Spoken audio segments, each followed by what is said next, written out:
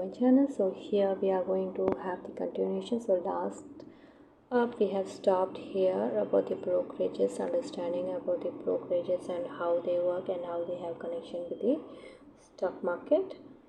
And then moving forward, we are trying to understand about the depositories in this chapter. Okay, now here, when you buy a property, the only way to identify and claim that you own the property is by producing the property papers. So here the papers are very important.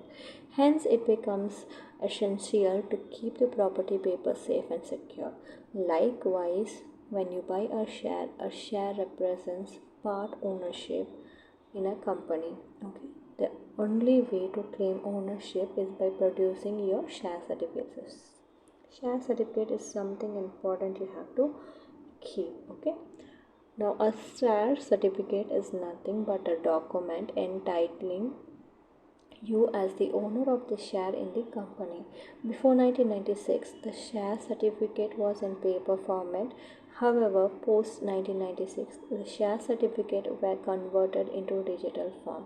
Converting a paper format share certificate into a digital format share certificate is called dematerialization, or in abbreviated as DMAT. Okay, did you know the Harshad Mehta scam of 1992 played a significant role in digitalizing the share certificate? I would suggest you to watch the Sony Live series of Harshad Mehta saga. Of course, that's a very good series which explains about how one person can manipulate the market. It gives you a good perspective of the market's ecosystem before it went digital. Okay, a share certificate is DMAT format. In DMAT format, has to be stored digitally. The storage place for the digital certificate is the DMAT account. Okay, a depository is a financial intermediary that offers the DMAT account service. Think of a DMAT account as a digital wallet for your shares. That would be easy. Okay, as you may have guessed, your broker's trading account and the DMAT account from the depository are interlinked. Yes, of course, this is always true for Zerodha. For example, if your idea is to buy Infosys share, then all you need to do is open a trading account, look for Infosys price and buy it. Once the transaction is complete, the role of the trading account is done. Okay, after you buy, the shares of Infosys will automatically get credited into your DMAT account. So trading account is different and DMAT account is different. Okay, it is like a digital wallet where you store. Likewise, when you wish to sell Infosys share, you must log into your trading account and sell the stock. The act of selling is carried out in your trading account. Okay, so trading account is like a console while the DMAT account is like a wallet. Okay, back in the back end, because your trading account and the DMAT account are linked, the broker debits your DMAT account of the shares you have sold. At present, only two depositories offer DMAT services: the the National Security Depository Limited (NSDL) and the Central Depository Services India Limited. Okay, there is virtually no difference between the two. Okay, both operate under strict SEBI regulations. So depository is one is NSDL, the other one is CSDL. So you have to understand this thing. So the key takeaway is one should know difference between the trading DMAT account and trading account, and then also one should have knowledge about CSDL depository and then NSDL depository, and this is controlled by SEBI. They set strict rules. This is the takeaway. Okay, so now next we have depository participant. You cannot walk into an NSE office to open a trading account. Okay, likewise, you cannot walk into the depository NSDL or CDSL or NSDL to open a DMAT account. To open a DMAT account, you must speak to a depository participant, that is DP. for example Zerodha. Okay, a DP helps you to set up your demat account with the depository. A DP acts as an intermediary between you and the depository. Even the DP is governed by the regulations of SEBI. So everything is governed under SEBI's rule. Okay, Zerodha is a depository participant of CDSL of CDSL, that is Central Depository Services India Limited. Okay, now we would move to the next, that is banks. Banks play a straightforward role in the stock market ecosystem. This helps facilitate the fund transfer from your bank account to your trading account. Both the trading account and bank account are linked. Brokers link these accounts after verifying your bank account.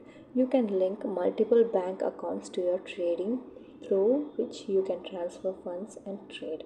Irrespective of how many banks account you choose to link with your trading account, funds can be withdrawn to only one bank. Okay, the account you choose to withdraw funds from your trading account is called as the primary account in Zerodha.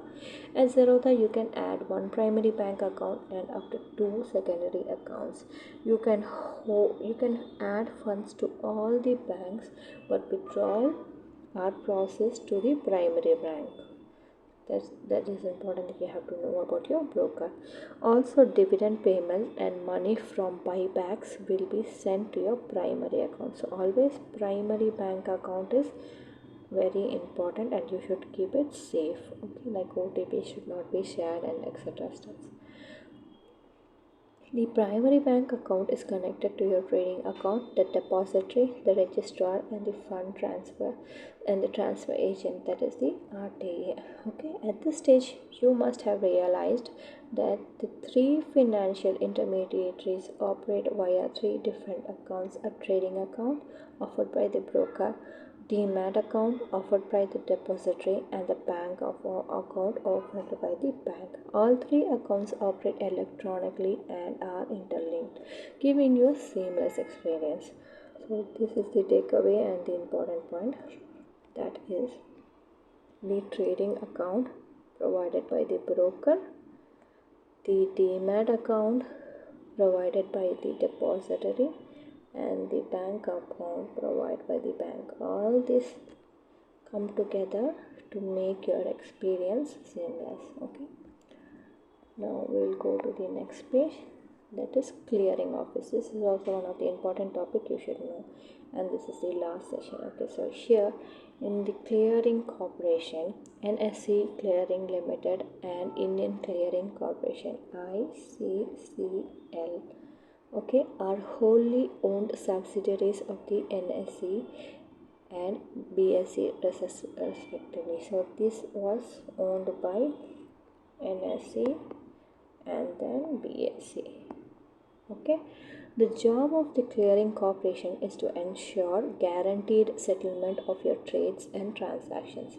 For example, if you were to buy one share of Bicon at rupees 446 per share, someone must sell that share to you for at 446 rupees. So this is how market works. So if wants to buy, there should be a seller who needs to sell.